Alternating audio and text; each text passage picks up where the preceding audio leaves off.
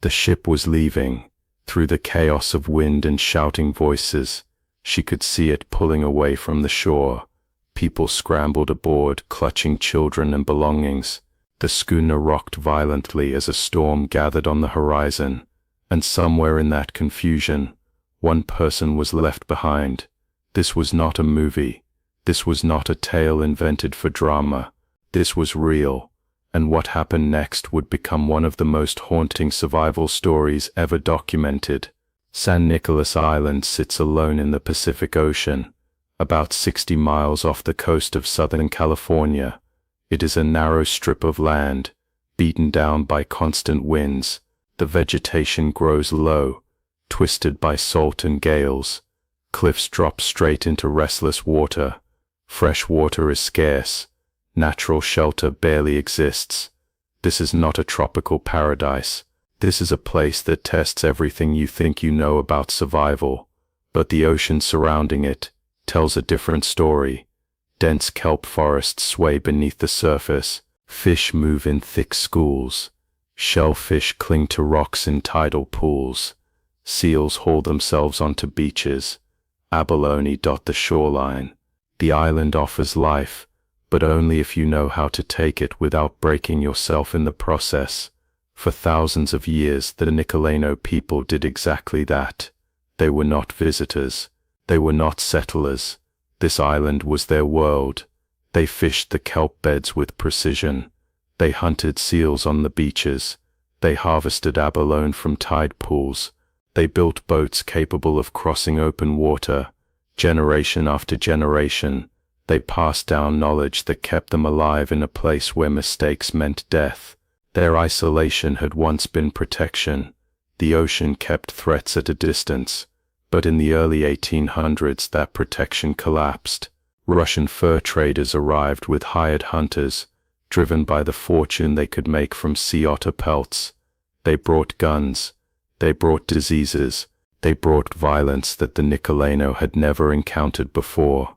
Within a few decades, a people who had thrived for thousands of years were nearly wiped out. Disease spread through their camps. Hunting grounds were stripped bare. Those who survived found themselves trapped between starvation and submission. By the 1830s, only a handful remained.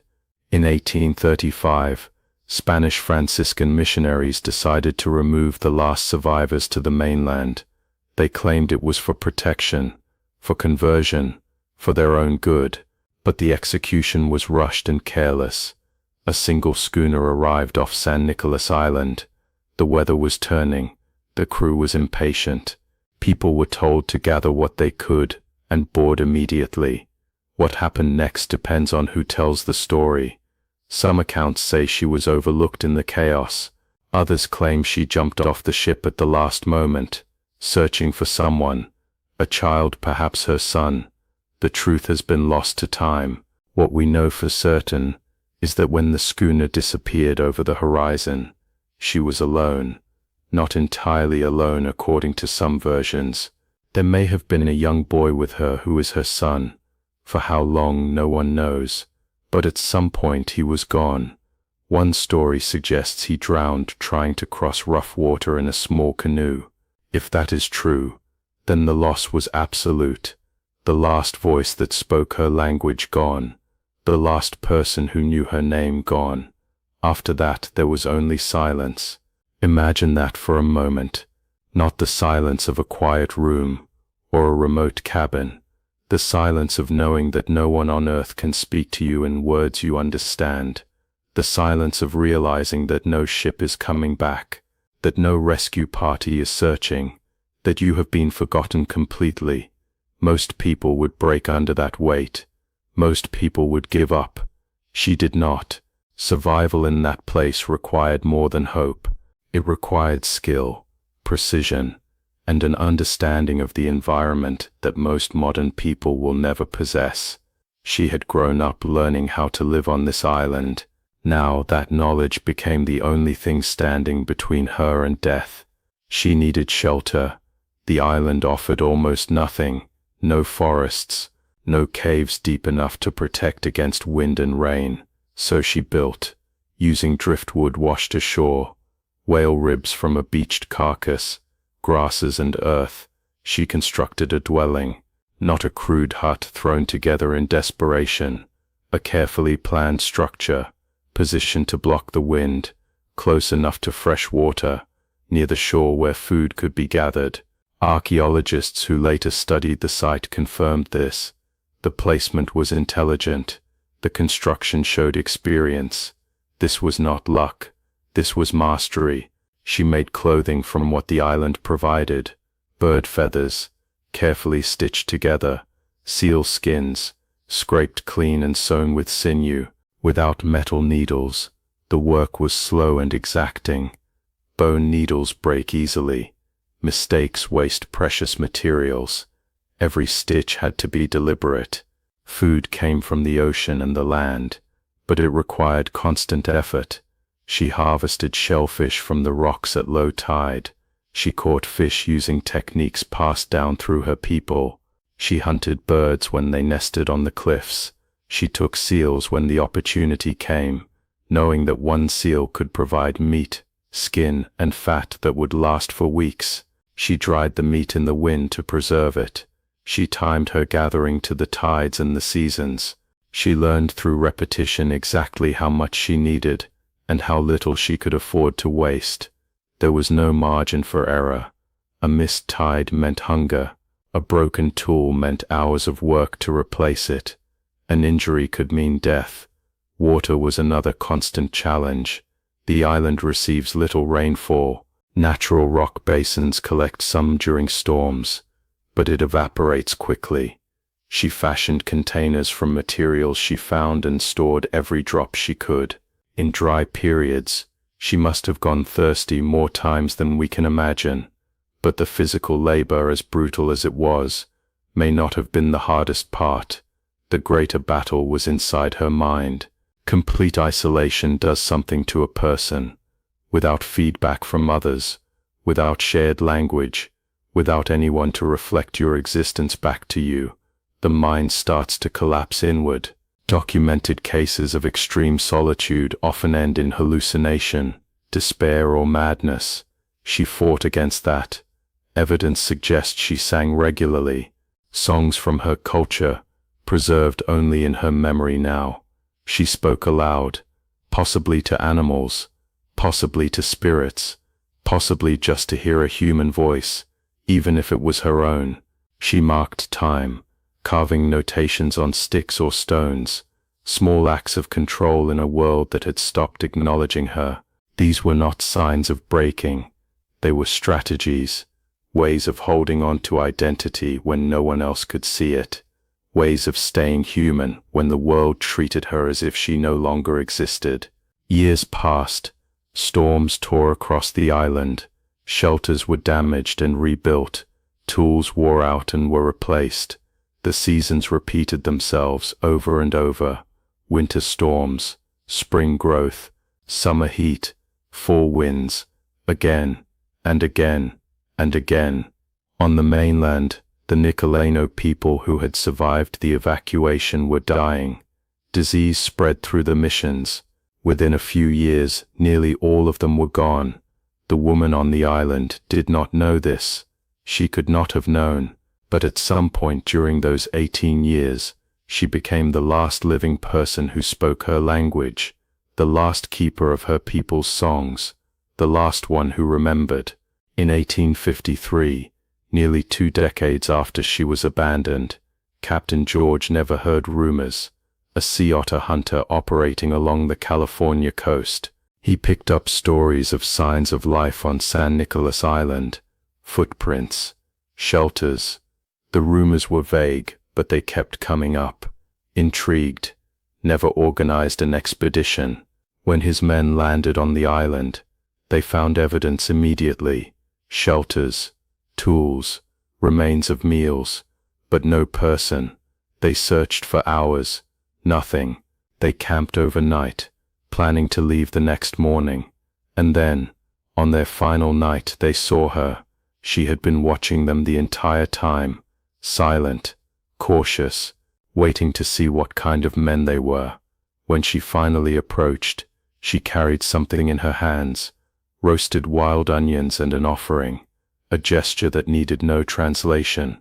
No one in Never's crew spoke her language, she spoke none of theirs, but understanding passed between them anyway. She sang a song. One of the men remembered it later and tried to translate it. The meaning was unclear, but the tone was not. It was not a cry for help. It was not fear. It was something closer to readiness. After 18 years alone, she chose to leave. They took her to Santa Barbara.